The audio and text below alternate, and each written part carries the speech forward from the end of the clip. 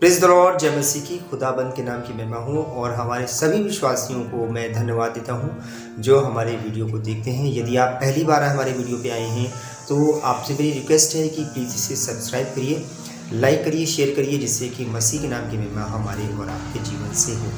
आज के वीडियो का जो टॉपिक है वो है यीशु ने हमारे सारे पाप उठा लिए। जी हाँ, हमारे मसीहा ने हमारे सारे पापों का बोझ उठाया क्रूस पे। और जो ये मंथ है वो क्रूसिफिकेशन का मंथ है। हमारे इस महीने में हमारे प्रभु को क्रूस में चढ़ाया गया। डेट को लेकर के मैं कभी भ्रमित नहीं होता, क्योंकि मैं कभी कुछ बच्चे मुझसे कहते हैं कि सर जो 25 दिसंबर का जो जन्म हुआ था या क्रूसिफिकेशन की डेट है वो कभी इसमें बहुत भ्रमित मुझे दिखाई देते हैं। तो मैं उनसे कहता हूँ कि किसी भी डेट को लेकर मैं भ्रमित नहीं होता हूँ। प्रभु हमारे लिए आया, ये हमारे लिए खुशी की बात है। किस डेट में आया आप उसमें कंफ्यूज हो, मैं कंफ्यूज हूँ। मेरे लिए इतना ही काफ़ी है कि प्रभु हमारे लिए आया।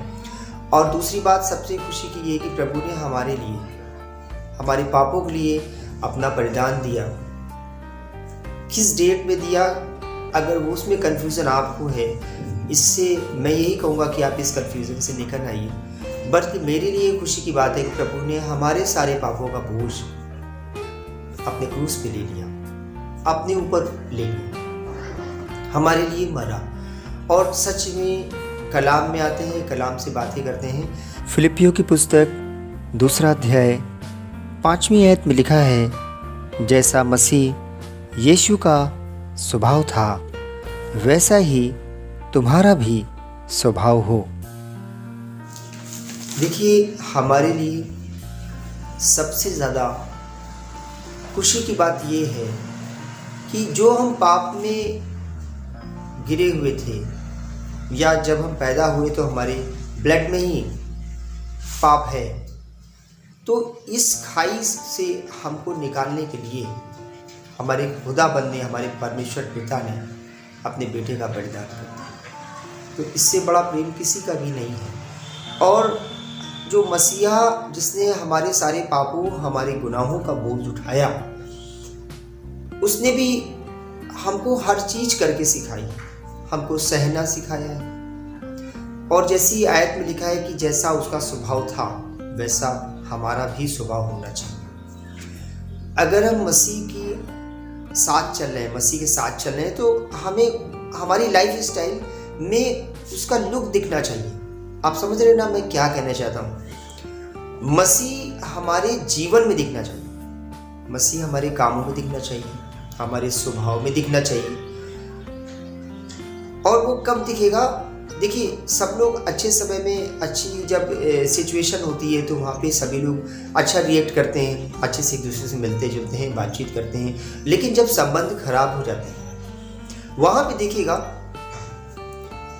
जहाँ सिचुएशन बहुत कॉम्प्लिकेटेड हो जाती है, रिश्ते बहुत ख़राब हो जाते हैं, वहाँ पे बहुत बदलाव आ जाता है। तो वहाँ पे हमको अपने तरीके से डिसीजन नहीं लेना है, बल्कि हमें अपने हर मसीह भाई बहन को, जिसने हमारे विरुद्ध कुछ ऐसा नाराज़ हो गया है, या कोई नाराज़गी जताई है, या हमसे संतुष्ट नहीं है, या कुछ ऐसा व्यवहार किया है जो हमें अच्छा नहीं लगता है, लेकिन हमें उसे क्षमा करना है। प्रभु ने भी हमको यही सिखाया।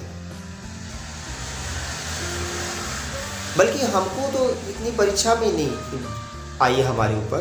प्रभु ने लिखा है कि मतलब हमारे ऊपर ऐसी कोई परीक्षा नहीं आएगी कि जितना उसने सहा है वो परीक्षा जो प्रभु ने हमारे सही है। इतनी परीक्षा से तो हम नहीं गुजरे ना। कोई भाई ने हमको गाली दी है तो उसको क्षमा करना है हमको। कितनी बार क्षमा करना है? पतरस पूछता है मसीह से, प्रभु कितनी बार? क्योंकि ऐसा क्यों पूछा उसने? क्योंकि वो सोच रहा था कि 2 या 3 बार के बाद मैं उसे क्षमा नहीं करूँ। लेकिन ऐसा नहीं है, हमेशा क्षमा करना है। प्रभु ने बोला है ना, कितने बार क्षमा करना है? पूछा ना, क्यों पूछा ऐसा? क्योंकि वो सोच रहा है कि इतने बार के बाद मैं क्षमा नहीं करूँ। हमें हमेशा क्षमा करना। हमें तकलीफ है, हमें दुख है, हमारे भाई ने हमारे विरोध में अच्छा नहीं किया है, लेकिन हमारे प्रभु ने जब सबको क्षमा कर दिया तो हमें भी क्षमा करना है। हम गुनाह में थे, ये चीज़ याद रखनी है। तभी मसीह हमारे लिए मरा। हमको कौन निकालता है इस पाप की दलदल से? जब भी कभी ऐसा लगता है कि मतलब हम किसी को क्षमा नहीं कर पा रहे हैं या कोई बहुत ज़्यादा तकलीफ़ है किसी भाई या बहन से, तो ये इन आयतों को हमेशा आप पढ़िए। और उसने सोची कि प्रभु ने हमारे लिए क्या किया, कितना बड़ा बलिदान किया है, तो उसके लिए वो हमसे क्या चाहता है। वही तो ये चाहता है कि जैसा उसने किया वैसे हम भी करें। तो अपने लिए ना सही, हमारे प्रभु के लिए हमको करना है, हमारे मसीहा के लिए हमको करना है। जो हमें तकलीफ़ देता है उसे हमें क्षमा करना है, जो हमें कष्ट देता है उसके कष्ट को सह लेना है, जो हमें बुरी बात बोलता है उसे हमें बुरी बात नहीं बोलनी है। बस इतनी छोटी छोटी सिंपल चीज़ें हैं जो हम नहीं सीख पाते। हम पूरी बाइबल पढ़ लेते हैं, सच में पूरी बाइबल हम पढ़ लेते हैं, कई बार पढ़ते हैं, हमको बहुत ज्ञान हो जाता है। छोटी छोटी बातों से हमारे अंदर मसीह का स्वभाव अगर नहीं दिखता है तो सच बताएं हम बहुत पीछे हैं।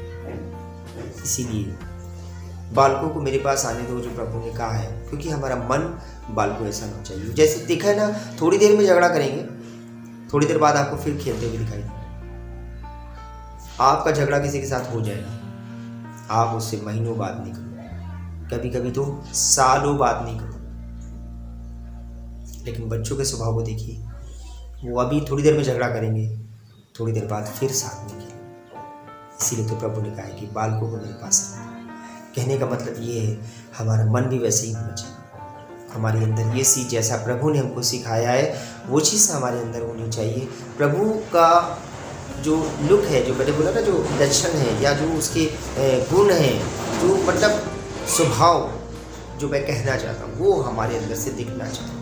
अगर वो हमारे अंदर से नहीं दिख रहा है तो हमें प्रभु से प्रार्थना करनी चाहिए कि प्रभु हमको तोड़, हमको बना, हमको ऐसा बना जैसा तू चाहता है।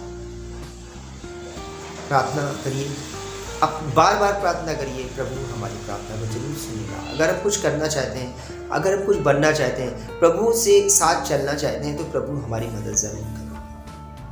हमारे इस वीडियो को आपको अच्छा लगता है, इसे मसीह भाई बहनों में शेयर करिए, जिससे कि हमारे प्रभु, हमारे मसीहा के नाम की महिमा हमारे और आपके जीवन से जय मसीह।